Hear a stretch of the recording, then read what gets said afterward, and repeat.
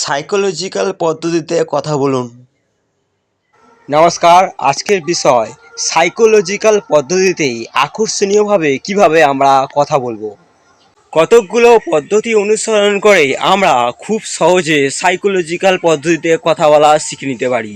তাহলে আসুন ধাপে ধাপে আলোচনা করা যাক। আপনার কথাগুলিকে আকর্ষণীয় করে তোলার জন্য অবশ্যই শ্রোতার দিকে মনোযোগ দেবেন। নাম্বার ওয়ান, কারোর সাথে কথা বলার সময় অবশ্যই তার নাম ধরে বা তাকে সম্বোধন করে কথা বলার চেষ্টা করুন। তাহলে দেখবেন ওই ব্যক্তি আগের থেকে অনেক বেশি মনোযোগ দিয়ে আপনার কথাগুলো শুনছেন। কথা বলুন স্পষ্টভাবে এবং শান্ততা বজায় রাখুন। কখনো ভুলেও অতি দ্রুত কথা বলবেন না। মনে রাখবেন, অতি দ্রুত কথা বলা ব্যক্তিদেরকে শ্রোতারা কিন্তু অনেক কম গুরুত্ব দেন। তাই নিজের কথার গুরুত্ব পেতে অবশ্যই ধীরে এবং স্পষ্ট উচ্চারণ করে কথা বলার চেষ্টা করবেন।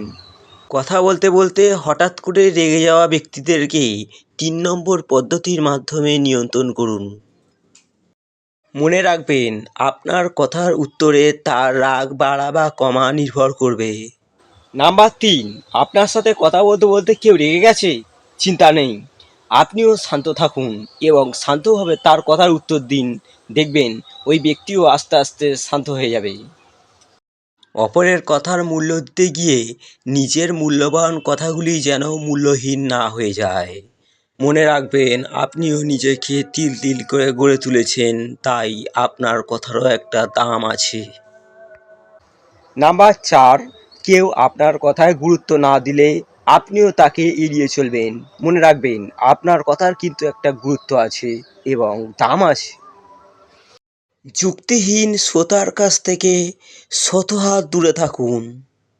এইসব ব্যক্তিরাই কিন্তু পরিস্থিতির সবথেকে ভয়ানক জায়গায় নিয়ে যায়, এটা ভুলে যাবেন না। নাম্বার পাঁচ, অযথা কারোর সাথে তর্কে জড়াবেন না। যদি কেউ যুক্তিহীনভাবে একটার পর একটা কথা বলে যেতে থাকে, তাহলে আপনি শান্ত এবং নীরব থাকুন এবং যত দ্রুত পারবেন তার থেকে সরে আসার চেষ্টা করবেন। মনে রাখবেন, যারা যুক্তিহীন কথা বলে তাদের সাথে আপনি যদি কথা বলতে যান, তাহলে আপনার সম্মান নষ্ট হবেই হবে। অপ্রাসঙ্গিক এবং অতিরিক্ত কথা বলা থেকে সবসময় নিজেকে দূরে রাখার চেষ্টা করবেন। নাম্বার ছয়, কোনো কথা বলার আগে অবশ্যই চিন্তা ভাবনা করে কথা বলবেন। হুটহাট করে কথা বলে দেবেন না। মনে রাখবেন, আপনার কথার মধ্যে যত কম অপ্রাসঙ্গিক কথা থাকবে, আপনার কথা কিন্তু তত বেশি গুরুত্ব পাবে।